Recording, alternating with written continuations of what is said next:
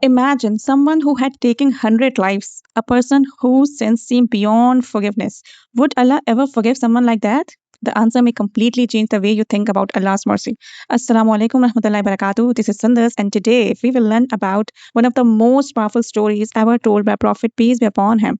A story that reminds us that no sin is greater than Allah's mercy if we sincerely repent. The Prophet, peace be upon him, narrated that there was once a man who killed 99 people. Despite his terrible crimes, something changed inside his heart. He wanted to repent. He wanted Allah to forgive him. So he searched for the most knowledgeable person he could find. Instead, he met a man who was devoted to worship but lacking knowledge. He asked, "Can Allah forgive someone who has killed 99 people?" The worshipper replied, "No." Hearing this, the man became angry and killed him too. Now he had killed 100 people. But notice something remarkable. Even after committing such an enormous sin, he did not give up hope in Allah. He continued searching until he found a knowledgeable scholar.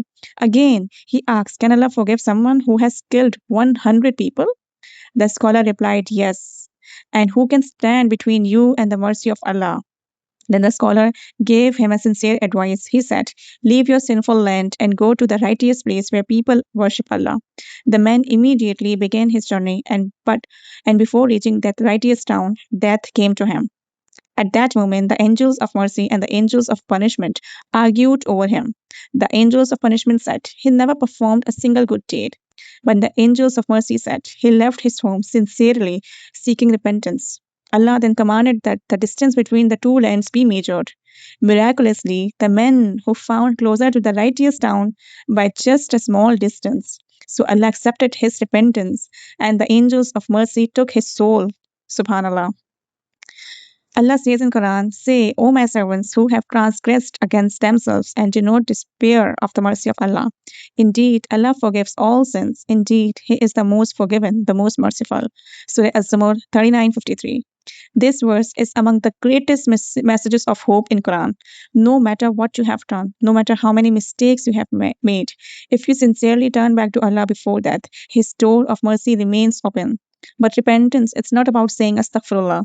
True Tawbah means feeling genuine regret, stopping the sin, resolving not to return to it, and if the sin involved another person's right, doing your best to restore those rights.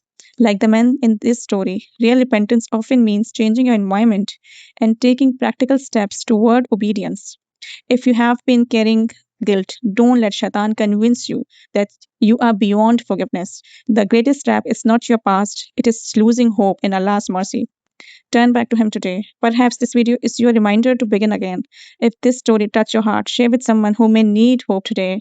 May Allah accept our repentance, forgive our sins, and make us among those who never despair of His mercy. Ameen.